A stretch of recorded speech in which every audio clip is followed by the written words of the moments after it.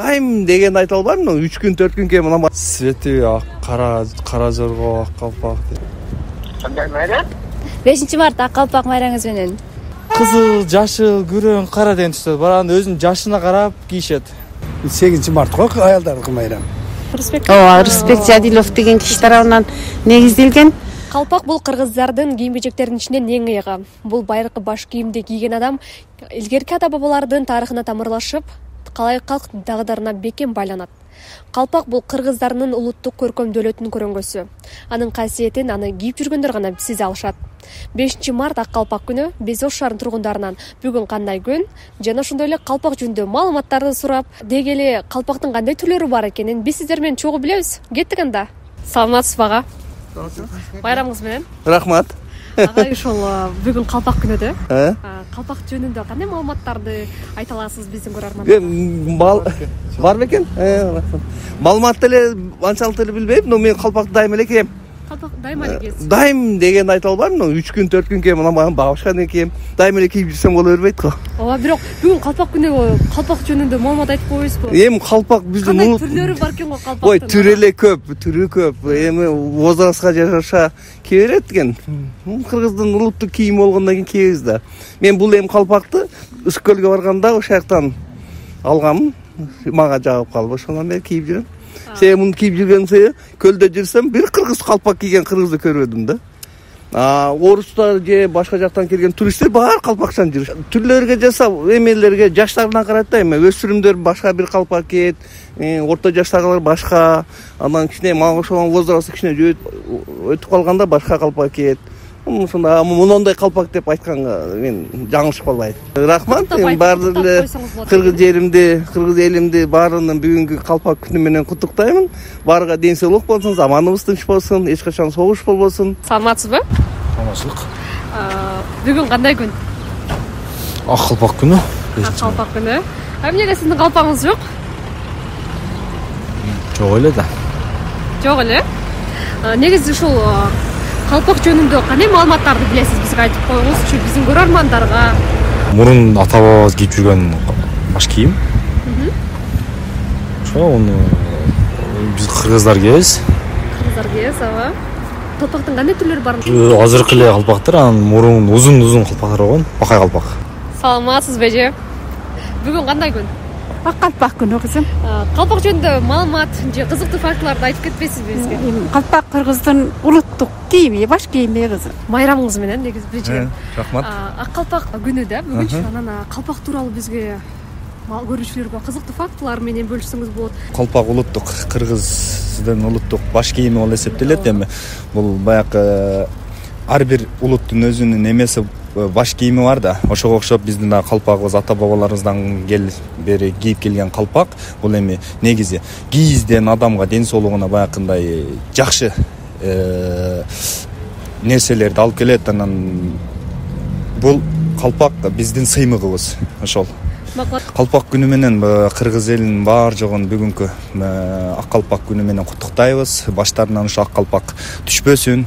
Дүйнөбүз, Кыргызстан мамлекетибиз баар жогу тынч болсун. Ошол. Асманда жарык көрсөң жылдыз деп бил, ак калпак кийгенде кыргыз деп бил. Биз дал ушул. Саламатсызбы ага? Кандайсыз? Рахмат. Бул жакта карап албайсызбы? Ие. Эми камерага көрүнүп турсун окпайсыз да. Эмне кыласыз? Майрамыңыз менен. Рахмат. Ушул канча жаштан канча жашка чейин бөлүп коюшкан экен да? Да? Жок, мен билбейм. Билбейсиз? Ак калпакты кайсы жашына эми бакай калпак дегенди билем, анан мындай толук билбейм. Саламатсызбы? Майрамыңыз менен. Рахмат. Калпактын ага түрлөрү бар экен да? Ооба.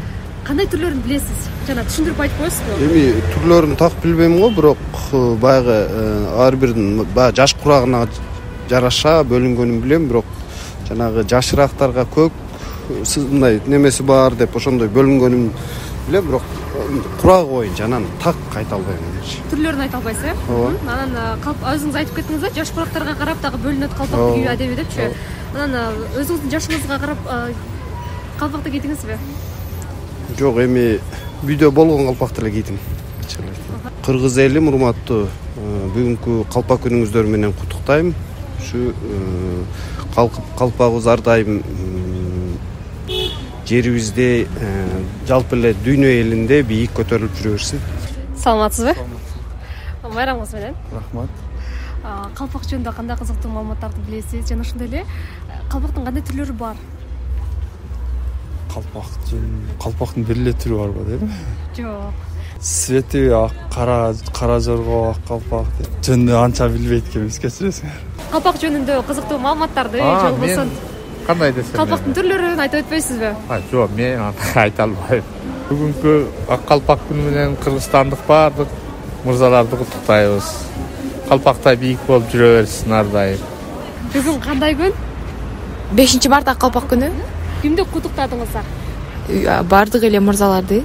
Агаңызды, атаңызды? Ооба. Куттуктадыңыз, Сизчи? Мен дагы үй бүлөмдү куттуктадым, чоң атамды. Кандайсыз ата? Ата, энемде жакшыбы?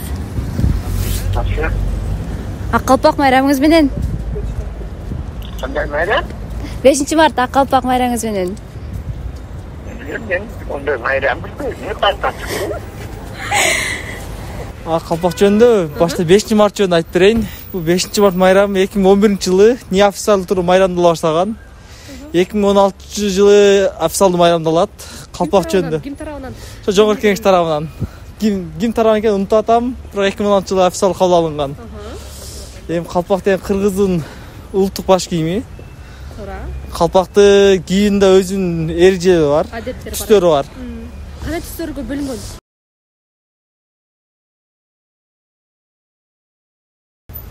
Сиз азыр өзүңүздүн жашыңызга карап кийдиңизби калпакты? Жок, мен өзүмдүн жашыма карап кийдим. Жарышканды кийдик. Жарышканды кийдиңиз? Жарышканды кийдик. Андан эмеле сиз да куттуктап койсоңуз болот. Кайсы телеканал? Сарысеп медиа. Сарысеп медиа. Жалпы кыргыз эли, кыргыз журту сиздерди калпак майрамынан куттуктайм. 5-март ушунда кабыл алынган. Жалпы кыргыз элин куттуктайм. Кыргыздын улуттук баш кийими менен.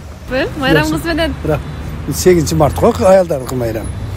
Так, бүгүн сиздин майрамыңыз ага. Калпак күнү, рахмат. Барчага бирдей болсун. Биз эми азыр бардык эле калпак кийип калды кечээ немеден бери. Силерге ham ден соолук ишиңерге ийгилик каалайм, карындашым айна. Калпак күнүнө карата кыргыз элиме жакшы күндөр насип кылсын, Майрамыңыз менен. Рахмат, бирге болсун. Калпак жөнүндө жөнөкөй айтканда ысыктын күнүндө жакшы музак кармап, музактын күнүндө ысык кармайт да. Кийин бул кыргыз элинин улуттук баш кийими болуп эсептелинет. Ошол. Калпак жөнүндө маалымат айтып кетпейсиздерби? Көрөрмандарга билбеши дагы мүмкүн да? Макул. Рысбек Жадилов деген киши тарабынан негизделген. Калпактын төбөсүн түшүрүп кийсең, үй бүлө башчың, мисалы мен жолдошумдун жок болгону дегенге окшош, баягы үй бүлө башчысы жок дегенге окшош мааниде. Анан калпактын эки жанын түшүрүп кийсең, төбөсүн түшүрүп, эки жанын түшүрүп кийсең, баягы мен кул сыяктуу, баягындай кимдин айтканына кете берем деген сыяктуу. Калпактын маанин түшүндүрөт. Калпактын негизи кийүү этикасы төбөсүн түшүрбөйт. Эки жанын бардыгын мындай кайрып, мындай кылып, төбөсүн түшүрбөй, тапигин алдыга келтирип, ушундай кийген биздин улуттук менталитетибизге туура келет.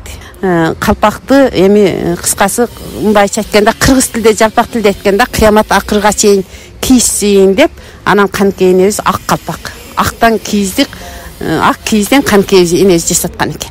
Ак калпак бул кыргыздардын улуттук баш кийими. Биз дагы ош шаарынын тургундарынан калпактар жөнүндө кызыктуу маалыматтарды сурап билип алдык. Эгерде маалымат сизге жаккан болсо, мен өз максатыма жеттим. Бизден алыстабаңыз. Сарысеп каналы менен бирге болуңуз.